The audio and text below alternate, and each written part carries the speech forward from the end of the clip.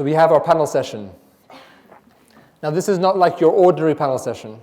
The reason why is because we've shaped it very differently.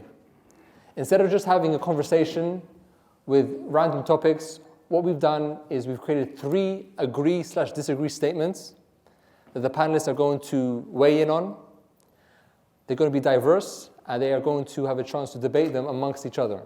3 questions, 10 minutes apiece, and the last 10 minutes is going to be Q&A with the audience, probing them further into the questions and the answers that they've given. Okay? So to introduce the panelists, we have Olivia Cooper from Axiom Law. We have Chris Tinker from Libra Investment Services, and we have Iain Willis from Gallagher Re. We have law, investment, and insurance on the panel today. And the reason we have this is to really debate and discuss how industries entirely are changing through global dynamics. So we're just going to jump straight into it with the first agree/disagree statement. For you guys to agree or disagree, just raise your hand high so everyone can see. And I will direct the first sort of point of talk to whoever wants to start first, and I'll be the moderator in this panel. Okay? Are you ready? So the first question is, my industry as a whole has done a bad job in anticipating world affairs in 2022. So, hands up if you agree with this statement. Yeah, all 3 of you. Okay, so whoever wants to take the floor first, to start, you have 10 minutes for this question exactly. Well, my industry is obviously private wealth. I'm head of private wealth and family office for Axiom DWFM. So if we're talking about a legal industry, I would say that the UK legal profession needs to wake up because they are still living in 1840 in many cases.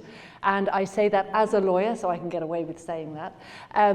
We are too transactional, and we need to be more looking at helping people with their projects going forward in a global term, rather than just saying, this is the transaction you want me to do, and that's all I'm going to do. So that's one of the problems we've had in the legal industry, I would say. But that's not to say that there haven't been some bright stars, including myself, of course, and my team. I'd just like to put that in. But yes, I would say that going forward in 2022 was a pretty bad year for the legal industry, yes. And also, I think our reputation has suffered as well. Yeah. Okay, Chris, from the investment approach. I'm special because I have 2 microphones. And I just want everybody to understand that it's entirely my idea that I have 2 microphones. I was not forced into this by Klisman at all. In terms of 2022 in the investment industry as a whole, probably one of the worst years that most investors have had that they can remember. And their lack of ability to understand it comes from 2 things. One of which was that clearly events were not anticipated, both geopolitically, economically, and from a pricing point of view in terms of the impact on energy prices, the impact on disruption of trade flows. But more importantly is the fact that we've spent the last decade and a half assuming that interest rates at essentially 0 were okay, and that we invested as if this was something that, why would we think it was going to change, because it hasn't changed in the last 10 years. And if there's one thing that we should recognize in the investment community, is the most dangerous thing you can assume is that nothing's going to happen. Just as an anecdote, I remember many times I would be working in the city in the 80s and the 90s, and people would say, oh, I'm going to take August off. And I'd say, don't take August off, that's when everything happens. And that's the point, is that people try and force a timetable of investment that suits their own personal needs, and then are unprepared when something else happens. So if you look at what the reality of coming into 22 was, we had the idea of economic status quo in the West. But why on earth people thought things were going to continue as they were when we knew inflation had to be dealt with, even if it didn't get the kickstart from energy prices? How was that going to be impacted? The Fed was always going to be tightening interest rates all the way through 2022. And we acted as if it was just going to be like last time they tried, and they tried a bit in 2019, everybody shouted at them and they put it back down again. You think about the political dynamics of what happened in the war in Europe that's still going on. once people started making assumptions about how long it was going to last, this is not 1914, it'll all be over by Christmas. People were making assumptions about how they thought things were going to turn out. And actually, particularly in the investment world, the world of people who go on television and tell everybody what's going to happen with confidence never get called to account.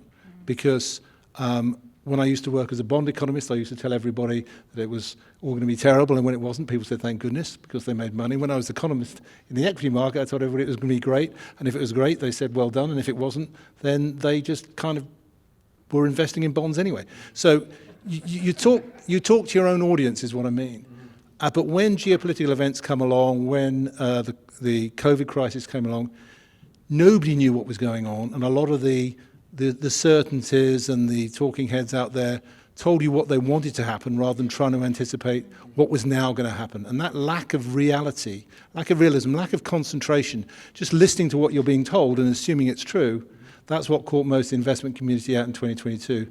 And they're now waking up in 2023 going, it's going to be hard, because we still don't know. And that's the challenge for 2023 is you've now got to try and earn your spurs by working out what's going on and making judgments and taking risks that you probably haven't had to do for a decade. And that's what really screwed up in 2022 is complacency more than anything. And I can say that it's 1840 in the legal profession as well, even though I'm not a lawyer. Iain. Which one should I take? Does that one work? Hello? Okay. So yeah, my name is Iain Willis. I work for Gallagher Re. So I'm going to give you the view from the reinsurance broking world. Okay.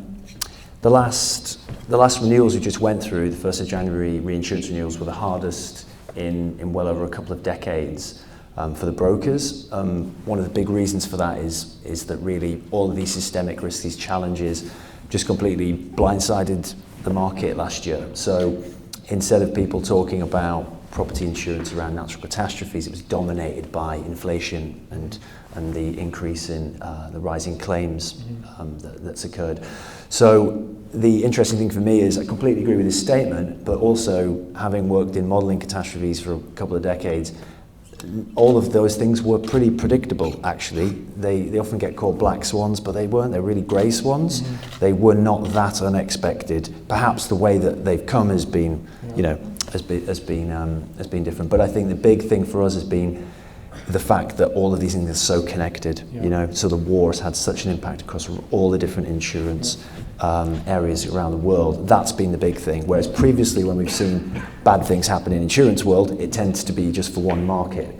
So the impact of 9/11 from the terrorism perspective, or natural catastrophes maybe in one region of the world. But this has been right across the board. It's been challenging. So the brokers just had the hardest, reinsurance negotiations they've ever had. They've had to be really creative. You've got insurance companies having to retain more risk because they just cannot afford the reinsurance rate increases. The reinsurers haven't been making money because of the fact that there's been this increase in claims, so they've not been as profitable, so they're divesting their portfolios away from property to other forms of insurance. So really challenging, and totally agree with that statement. Olivia, I wanted to ask you a question before you jump in. How does the law profession prepare themselves for unpredictable risk? Is there a system in place or are there ways in which you can think about law and about the risks that may occur to your clients, given how diverse your portfolio of clients are, that you think lawyers should do more of to prepare themselves? Well, I think as a profession, the legal profession, I have to say that having worked around the world and in some areas where most people couldn't find it on the map, I have to say that I am, and I know people will say that I'm biased, but I do think the English legal system is still the best in the world, and I'm very proud to be a member of the English legal profession, even though I can criticise it. But I would say that for preparation, yes, lawyers in general need to be far more aware of what is going on in the world outside of their little sphere of within the legal profession, because we're very specialised. So I head up the private wealth team, and I deal with family offices. So my area is family office. I structure family offices, I advise them. So I have to be knowledgeable of what is going on in the world, because that's what my clients expect, because I never know what's going to land on my desk. And having said that, I wanted to give you a positive spin, because 2022 was a jolly good year for the family office industry. We did very well. My clients did very well, so they were very happy. And so there is a positive light. Family offices did well, and the reason why is because they were prepared. They always prepare for the unexpected, if you like, what Machiavelli used to term the X is the unknown factor. You have to prepare for the death of a pope, or in Machiavelli's case, the death of a king. These are the things that you have to prepare for. So, and be able to move quickly when something happens. And I think that's why family offices have done so well, because they tend to be less rigid. And so they move quicker. They do their research, they take decisions, and they're prepared to move. Which is why certainly, sorry to say, but certainly the investment industry fell down, because they are so involved in their little areas that they have become too rigid, whereas family offices can see a unicorn, they'll invest, and they'll move quickly. Yes. Also, lawyers need to be, from the legal point of view, we need to be a bit more involved with what's going on outside of the legal profession. I don't disagree with the lack of mobility and the rigidity of the investment industry, and that is one of the problems which I think initially hedge funds sought to try and sidestep. This is about risk systems that aren't fit for purpose, but have been designed to basically protect people's jobs. And therefore, the family office says, well, it's my money, my risk. I want to know what that risk is. I want to be able to make a decision about that risk. Whereas the rigidity of most management information systems in investment banks and institutions is you are at risk if you don't track the index. You're at risk if you get anything wrong. So your back's on the line, essentially, whereas in the family office space, it's not as much. Well, no, the point is if it's not your money, then you're taking a very different view to your own personal upside. And I think the reason that family offices react is they say, well, there's now an opportunity. There's now a mispricing opportunity at an asset level, at an individual instrument level, at a company level. The problem a lot of the family offices did have is that they went into something which they didn't understand was going to change, which was liquidity risk. They were going into early stage funding. They were going into pre-placement equities. They were going into things where when somebody else wanted to get out, you suddenly realized that you weren't able to get the liquidity from your broker or your bank. So they took on, in the good times, they took on high levels of risk without there being a potential liquidity risk that they were aware of. 2022 hit some of them quite hard because liquidity risk was something that they couldn't unwind. And if you look at one of the sort of pop stars of the investment industry in 2021, 2020, 2019, 2018, Cathie Wood, she set up the ARC investment funds. When the wheels fell off the ARC investment fund, they fell off because she had no risk control, she had no liquidity risk, and everybody knew exactly every position she had, and there were people who were going short ARC, they were anti-ARC, and they were creating liquidity against her the whole time. So the problem with investment institutions is that they don't want to lose themselves money.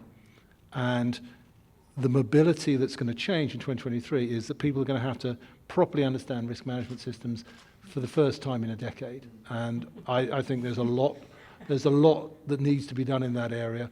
And I think that a lot of the traditional ways of investing, these sort of tracker funds, passive funds, they're going to go to the wall because it's all very well being cheap, but you can still lose your market investor 30% if he invested in the S&P 500.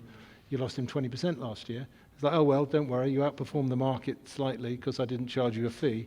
There's not much comfort, really. When it comes time to the insurance world, I was on a podcast with RPC law firm, and they have an insurance podcast, and the podcast host presented a statement that I can't remember her name, but a very well-known insurance company head said, and essentially the statement was that the insurance world is the best prepared for risk because it's their job to understand future risk, because that's what they bet their money on. But when COVID came, that changed the game completely because it was an unforeseen risk. Now, do you either think that statement is too cocky and the insurance world needs to come back to basics when understanding non-financial risk and sort of black swan risk? Or is it on the other side where they need to focus on fundamentals in their own work that will help them in the future? Yeah, good question. So I'll just start with telling you the feedback from a recent survey that was done, which was around the 2023 biggest risks for risk managers. Okay. So they asked a load of insurance companies. Yeah, 2,700 were surveyed, and the top two risks that they came back with were business interruption and cyber, right? And then the third was, I think it was the war, economic risk essentially. And then natural catastrophes was right down at sort of number 7 or 8. But it was, but it was really interesting because that's what they're thinking about, right? And that's what we saw happen over the last 18 months. And in terms of being prepared for it, we have looked at we have models, for example, for pandemics that have been used in the reinsurance world for like 10, 15 years. Nothing captured it wasn't so much the scale of things like COVID or, for example, even incidents like the war in Ukraine, because again, we have terrorism models that we use. The problem now is that they don't capture the way that risk compounds, right? And the globalization effect. So the pandemic happened, and then the aerospace industry was hugely affected as flights are ground, right? Then you have massive business interruption, contingent business interruption of businesses due to supply chain risks of what's happened in Ukraine, Russia. So it's the way that globalization now affects everybody and areas of insurance. Now, the other flip side of this that's interesting that probably wasn't mentioned was the opportunity, right? So you had a whole area of insurance around flight cancellation that became massive during COVID, that became a big area of business for companies. So it's not just risk, there is new and emerging opportunities around some of this that actually spring up. The other impact, though, that again, I think he was probably touching upon is the indirect risk would be things like when you have impacts on supply chain, it affects different insurance products in different ways. So you suddenly have huge aggregations of, let's say, planes in one area. That's now then a property risk, because if there's a hurricane or there's a physical risk that affects that area, you have an accumulation, you have a hotspot. That happened as well. So you've had that, I think, a wake-up call basically for the insurance industry the last 18 months of just how globalization's affected all the different lines. We're going to have to jump to the second statement now. Okay. If you can keep, if you want to make it very, very short. I was just going to say, it may lead into the second statement, but I think in summary, what all of these industries are finding is that you have to realize that we're dealing not with model systems that can be modeled, you're dealing with complex adaptive systems that are integrated and integrating and continuously evolving. And for the last decade, we haven't bothered treating either insurance or financial systems or economic systems as complex adaptive systems. We're assuming they are static processes. And once you start taking a complex adaptive system approach, it's a lot easier to understand that there are second order and third order effects that you need to be adapted to adjust to when those planes start stacking up. Because when those planes start stacking up, you have problems for the insurance industry, but you also have problems for air traffic control systems, logistics problems, energy supply. So these second and third order systems, we have to think about these systems as constantly interactive and adaptive. And if you model the world in that way, then you have a chance to understand that it doesn't stop here. Whereas most insurance companies go, that's it, that's done, boom. And then you find that they weren't worrying about earthquakes. Fantastic. So we're going to move on to our second statement. And that is, the worst is now behind us as it relates to inflation. So whoever would like to take this first? Can I take that first, in the sense that... First of all, who agrees with this statement? Yeah, I agree with... You agree? Yourself? You don't agree? So Olivia disagrees, Chris and Iain agree. So let's hear it. Okay, I mean, the point about inflation is what, I started out many years ago as an economist, and one of the things I had to do was learn how to be an economist in the real world as opposed to having just done it at university. So I actually worked as an economist for about 15 years in the financial markets, and there was always the consideration about where supply and demand pressures were creating imbalances, which was then creating price movements either in your favor or not. And the issue about inflation and what has happened is inflation has actually been a consequence of what we've been doing for the last decade and what we've been doing for the last 3 years. We've shifted supply and demand curves around in a way that we haven't done. We've shifted policy curves around in a way that we haven't done for 15 years. And there was always going to be an inflation impact when you closed down your economy for 2 years and then you opened it up. And in the meantime, people's wealth had been largely preserved because you've been substituting people's income with transfer payments fiscally. So your supply and demand balance was shifted dramatically in the last 2 years. And what you did is you had supply chain imbalance with demand because your supply chains have been essentially broken. And so you opened up partially, and the global impact was China didn't open up when the West did. The West locked down longer and harder than people thought, and pent-up demand meant that I think in the UK, when Rishi Sunak was Chancellor, he realised that he needed to slow growth because growth was going to lead to inflation because we didn't have the supply ability to respond, we didn't have the labour flexibility and all of those things. So the reason I think the worst of it is behind us is because I think the policy shifts are largely behind us. I think the Fed's decision to move interest rates up to giving, for example, the banking system now has positive net margins. Hasn't had those for a decade. Banking system in Europe hasn't been allowed to lend for a decade. So all the lending has come from people that actually had access to very, very cheap money in effectively the shadow banking system and the alternative lending system. They're the ones that got problems.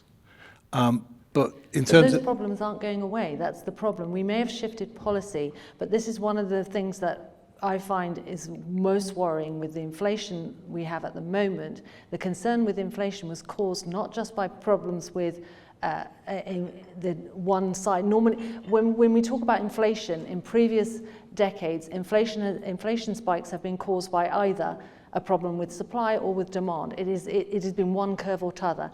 Here, this time we have got pressures on both curves, and that's where the system has failed us. But why I don't think it's totally behind us is we've got too many at the moment, unknown factors that could potentially pop up. We don't know what's going to happen with Ukraine. That is a major problem there. We are seeing commodities. But it's not an inflation problem. Ukraine is not an inflation problem because it's not an energy problem anymore. Energy problem has been largely resolved. The issue about energy supply to the West is largely due to the West's decision not to take energy out of Russia anymore, but is now taking higher priced energy out of the United States and is also getting alternatives out of Norway's new gas pipeline fields, etc. It's not an inflation problem going forward, whatever's going on in Ukraine. The supply issues potentially are a problem if you decide to carry on making it harder and harder for international trade to flow into the west coast of the United States, for example, if you create those blockages again. But most of the supply constraints and the supply problems were policy created, and I think they're largely gone away. And I think most of the inflation problems were policy created, and I think those are largely done now. I wish I had your confidence, but I'm afraid I don't. Jump in. Yeah, so we've been talking about this a lot with our liability and mortgage teams recently, and inflation, also our life insurance teams. And yeah, I agree with Chris that inflation should be coming down because a massive amount of this is driven by the energy crisis, yes. Right? What happened? Now, obviously inflation's a modicum of lots of things, but that has such a big impact. It's more expensive for cafes to heat them, and they charge more for their services. It's all related, or predominantly related to that as much as anything else. So I think with the pressure easing off on that, as Chris mentioned, I think all the forecasts we've got show that it should come down a bit this year. So I'm more positive about it than negative. Olivia, you don't agree at all, do you? Okay. I don't agree. Okay. Why is that? I'm not. I don't want to be sort of like the doom and gloom merchant, but I don't believe that the worst of inflation is behind. It might be behind us. So is there but more I'm not going worse to to put come, my neck out and say definitely everything's going to be rosy from now on. We're going towards the rosy side because I think there are just too many imponderables. There's too many risks out there that we haven't factored for still, that could still sway. Well, I've already mentioned one. You disagree with me. I disagree that I think the Ukraine situation will have a major impact, not just on supply, but also on demand and on both demand and supply curves, because it's having a major impact on people's perception. So we're also seeing demand. We've seen problems in the United States with supply. We've seen problems. We've seen greater demand in the United States. And there's just too many imponderables. I'm not going to go through because otherwise I'm going to speak for an hour on it. But I disagree that the worst is behind us. I think we are in a period where we are fooling ourselves that the worst is behind us, and that is even more concerning. Chris, this is the last word, and then we'll move on to the next one. Okay. I was just going to reinforce the point that when you have inflation, it is predominantly because there has been a policy response that requires either the supply curve or the demand curve to shift. And I think when you think about what the inflation risks are going forward, we spent from 2008 to 2018 worrying that QE was going to stimulate inflation, and it didn't. That's because we were actually putting money into the monetary system. We weren't putting money into the consumer demand system. We changed that with COVID. Money came into the real economy directly. That was why it was creating inflationary pressure. The money supply in the United States has collapsed in the last 10 months. And therefore, that curve is now moving back. And the energy impact that we've had, we've raised to a higher level. But then I think that was probably somewhat policy implemented and required anyway by all sorts of things, policy-wise, not least which net zero. So we will have persistently higher inflation than we've had in the past. We don't have negative inflation, that's for sure, but we have positive yield curves. And to that extent, supply and demand of money gets set by the market more than by policy. And I think that then starts to enable us to stabilise policy environment. I'm not saying inflation's gone away. I'm just saying I think the worst is behind us. Worst is behind us because I think the policy responses we've seen in the last 12 to 18 months mean that we are not sitting there doing nothing. We may have over-egged it in one direction or another, but I don't think that we're going into a period of sitting there watching energy prices go up and doing nothing about it, because we did nothing earlier on when we could have done. And that makes you wonder whether we were either asleep at the wheel or whether a bit of inflation was regarded as probably the necessary medicine for the economies to open up again. So, great. Our last and final debate question, and I want hands raised high on this one. Brexit has had a positive impact on my industry. So whoever wants to take that first, go ahead.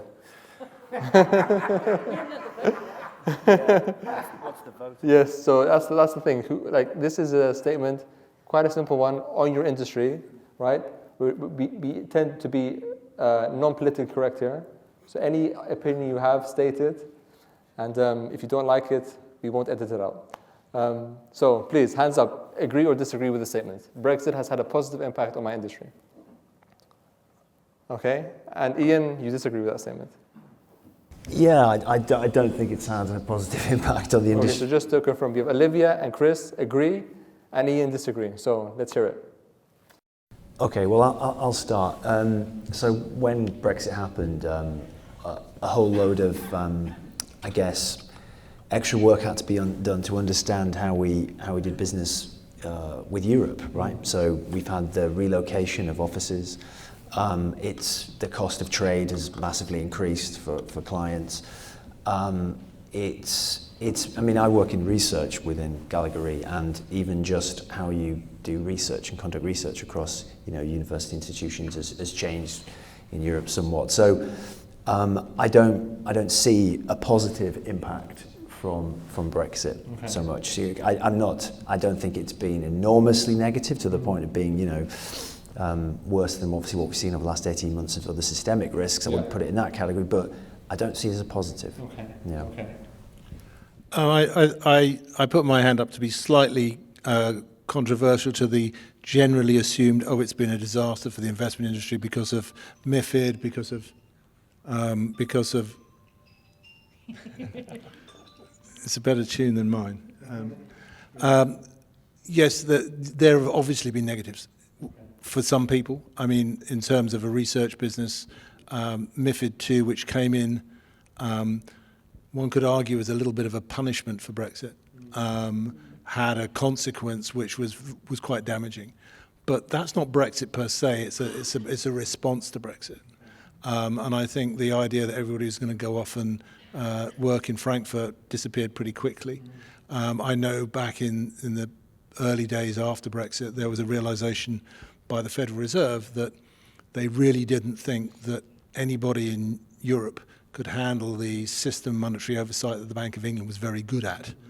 And therefore, I think what happened was it concentrated the minds of the investment community to say, actually, we do need London to be better than it has been, because we just assumed that risk in Europe was fine, because London was there. Now what we realise is risk in Europe is not fine, and continues not to be fine, and therefore it's better for London that London is able to be more of an independent counterbalance to just the idea of all being wrapped up in this nice European club. And I think the flexibility of the exchange rate has led to a very different dynamic in the financial markets, because we weren't in the euro.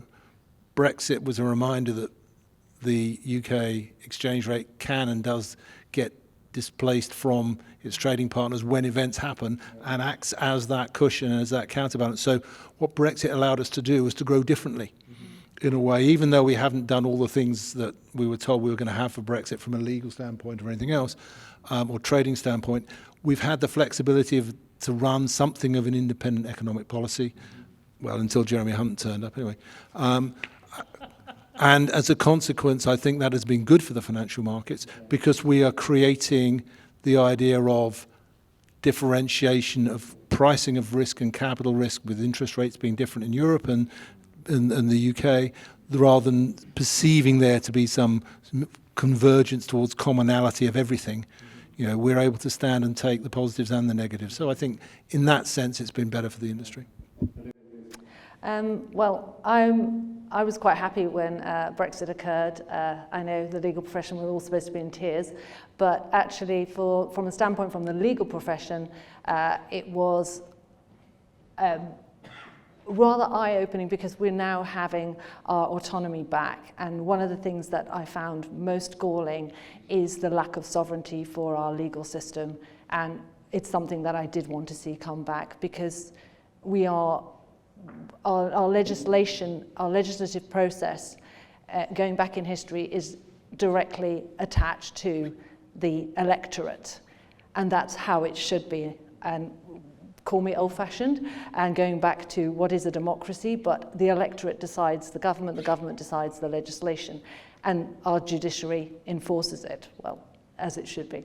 But what we had with Brexit was also a personal victory, because I warned my clients of 3 things were going to happen, and many of them thought, she's really lost her rag now. She's fit for the loony bin. But I warned them that the UK would vote to leave, Italy would vote no to constitutional change because they've had enough of the European Union as well, and Trump would be the next president. And I was right on all 3. And it was easy to see, and people just shut their eyes. They shut their eyes because they didn't want to expect it. They didn't want to. It's the whole old, if I shut my eyes, I can't see you, therefore you can't see me, which was total nonsense. You could see it coming. The Brexit was not, we could prepare for it. And this is what I was talking about, how family offices prepare, because we see things coming and we prepare for them. So my clients were prepared for Brexit. They were prepared for the shock waves that were going to come because various people hadn't accepted it. In the same that it was only, I think it was the Los Angeles Times that were betting on Trump to win, funny enough, being, in fact, it's California. But again, we bet on the fact that Trump would be the next president. And so we were ready for the shock waves that hit when that happened. So in terms of for Brexit being a success or a failure, I think there's been too much political intrigue and into the reporting on it, and not enough actual data being passed around. So that's one thing I would say. But certainly for a point of view from the legal industry, I would say it has been a success. And from family office, definitely, because now we have far more access to markets that previously we were hampered in London by our closeness to Brussels. Now we've got the Trans-Pacific Partnership coming up. There's far more of a feeling that we are actually now a global entity rather than just a vassal of Brussels and some sort of little group. Plus, on the other hand, we've been proven right to leave, and many of my clients are saying, well, we're very happy that the UK left, simply because they see the European Union as something that's falling apart. I mean, not surprisingly, yesterday they couldn't even agree on sanctions for Russia. So this is not a good perception globally. The European Union its perception globally is failing. And it's better that the UK is not a part of that, personally. We'll leave it there for that section. I want everyone to give a round of applause to our fantastic panel. And we have until 4 o'clock for Q&A. So essentially just raise your hand and ask your question. I think for the microphone we don't need anything, do we, Ayad? Okay, that's fine. No, that's fine, no problem. So raise your hand. We'll give, can I have one of the volunteers to just give out a microphone to whoever wants the question? Think of your question, hands up. We have Marcus as the first one. Let me just go to Marcus quickly, I suppose, give it to him. And Mongo, can you take care of the questions? That's fine. No, yeah, you can use this one as well. So. Yes. How is the instability of the global supply chain affecting your investment decisions and your plans? Because it seems, the Suez Canal incident, we're still suffering the hangover of that today. We look at the instability of the supply chain from an insurance perspective. If the Americans start withdrawing their policing of the seas, and South China seas in particular, that's going to have massive implications. For one HP pencil, I think there's 100 suppliers. And we're absolutely tied to everybody else. And until we start to realise that we're part of an ecosystem, we're always going to be looking for short-term point solutions to wicked problems. And we've got to start thinking more cooperatively. So my question is, how can we get your three industries working together for the common good? Do we go first? Yeah. Oh, thank you. Yeah, very good question, and good point to raise, because I think it does connect all these three industries. I think one of the big things that's happened in the last few years is things like TCFD and financial disclosures, so more kind of I guess transparency for companies to disclose that they're thinking about these issues, that they're looking at transition risk as a real thing, and that incorporates, global supply chain and just how exposed we are. So if you can create credible ways of modeling something, you can price and understand that risk and uncertainty. So one of the big things you've seen in insurance that's happened over the last 18 months or so is the Bank of England produced, for example, climate change stress tests, right? So that you suddenly had insurance companies having to show how they would be solvent under future scenarios, and they have to price that. And if you think of the same thing with looking at scenarios of economic risk and where we're going with supply chain and looking at war and geopolitical conflicts, I think it's a similar thing. It's like by getting the regulators to push, for companies to really model this and understand it, it's the first step in being able to, I think, really be prepared for it. So I think that's been a positive step, but it needs to go further because it's not capturing what you just described fully at the minute. Like, we haven't got the depth of scenarios we need, and we haven't gone to the level yet to capture what's happened in the last 12 months, for example, with the impacts that we've seen in with Russia, Ukraine. And you mentioned the South China Sea. That's a huge issue. And you talk to our marine and energy brokers, they're watching that really closely, right? Because obviously the impacts that it resonates around the world for cargo, because suddenly you've got more costs for transport. As you said, you've got limitations of supply. And then, like Taiwan, given the semiconductor supplies, it's a huge bottleneck, and it will massively have an impact across so many different industries, insurance. So I think having regulators push banks, insurers to look at this stuff more credibly is a really good way of doing it, and it's often the only thing that, the thing we need sometimes to get that inertia to really model this. If I can just reflect on that concept of secondary considerations. I mean, the whole point about the emergence in the last few years of thematic investing. People say, oh, there's a theme I want to invest in. And then they're trying to work out, well, actually, where, what properly represents a clean energy theme, for example. Which companies properly are in that basket. And one of the things that people have been doing is they've been trying to track where revenues are generated, where supply inputs are coming from. This ties in with lots of ESG analysis of, what's your footprint. And that's created a sense of awareness of, you look as if you have a certain type of return opportunity, but you've also got a very different set of risks than people perhaps realized, where supply chain breakdown would lead to a collapse in earnings, for example. So I think people in the investment industry are becoming more sophisticated in understanding revenues and pinch points and supply chain issues. And when the Suez Canal was blocked with a sideways advert for a Chinese shipping company for a year or so, it seemed, suddenly people went, oh my God, well, if that got blocked, and it's the whole Straits of Hormuz thing. Oh, well, the Iranians send mines in the Straits of Hormuz and we won't be able to get any oil. And then you go, oh, actually, yeah, so what happens if nobody bothers to think that that's a risk? Well, people start diversifying their energy supplies, people start thinking about what would happen if, and is what the point I made about complex systems. We can't think in single line models anymore. And therefore, what we have to recognize is that, in essence, we are now seeing supply chains changing, possibly permanently. And what we can't think is that we're just going to go back to where we were post pre-2019, 2020. We may no longer be importing things from half of the world. We may see that there's increasingly a localization of product supply and demand.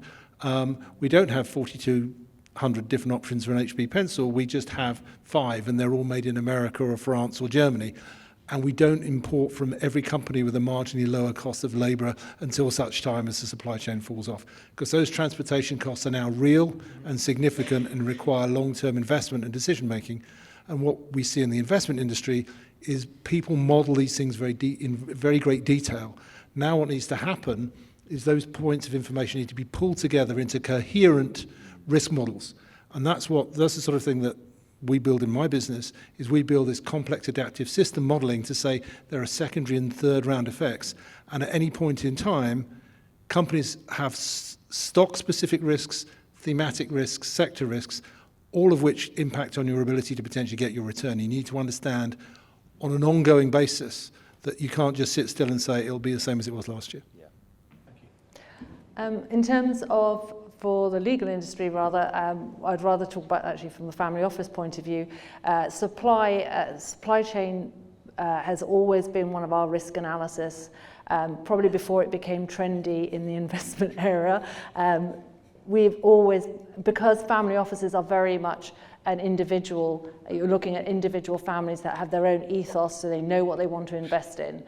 Supply was always a crucial factor because it ties into their ethos far more than, say, in a large financial institution. When it comes to, this is why, going back to the inflation point, I don't believe that we are over our supply chain problems. I think we have a lot more to come. And this is one of the things that concerns me, why I think we're going to see, we haven't got through the worst of inflation. In the mid to long term, because we still plan for the short, medium and long term, which I think we need to get back to far more. And it's still something that family offices do because they're planning for generations they're never going to see. But what we're looking at in the midterm, we can redefine our supply chains. But in the short term, those problems exist and we can't shift supply that quickly. Yes, we want to produce more in the UK, and I'm seeing an awful lot of investment, I have to say, coming into the UK, coming into the US, from people wanting basically supply to go backwards, so to come back into the UK, to come back into the US, but regardless of taxation policies. I shouldn't say that because I hope Jeremy Hunt won't hear that, but regardless of taxation policies, they want secure areas for production. And they see the US and the UK as secure areas for production. Other areas as well, I'm not just saying, I'm just pointing out those two because that's where I predominantly have seen an awful lot of concern and also production moving back.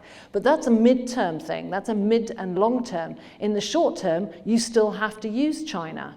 And I've seen family offices turn away from investing in good projects because one particular part is manufactured in China and they have grave concerns about that particular area, whether we're going to move ahead, what's happening on the geopolitical situation. They do not wish to be involved because they think the project will collapse, because if they can't get hold of that part, where else are they going to get it from? And this is where, if you are looking for family office financing, I always tell projects, make sure, go back through your supply chain and see where there could be a pinch point if you've got an alternative. Find an alternative. And sometimes it is out there, sometimes it's not. But that's why I say that the inflation problem has not gone away, because I still think supply in the short term is a major factor that we're not looking out of. Yeah, for sure. Yeah, maybe just to sort of complement a few of the comments there made, particularly the one as well about second order impacts. One thing I'm noticing more and more in the research that we're funding through the research centre, is it's multidisciplinary, because you realise you can't solve the problem with just one discipline. Yes. So we look at inflation and we look at the impacts then on insurance, and we look at the war. Actually, you have an economist there. You know, we need experts on the reinsurance broking side.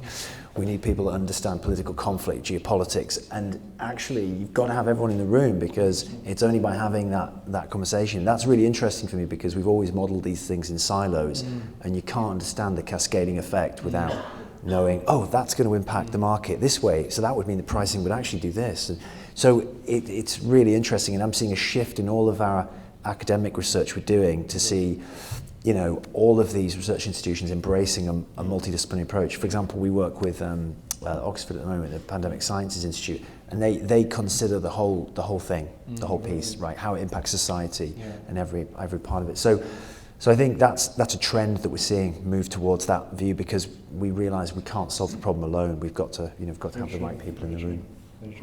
Thank you so much. We're going to end it here. We're going to take a 5-10 minute break, and we're going to start our second panel. So for the last time, please give our panelists a big round of applause. Thank you so much, guys. Thank you so much. Great.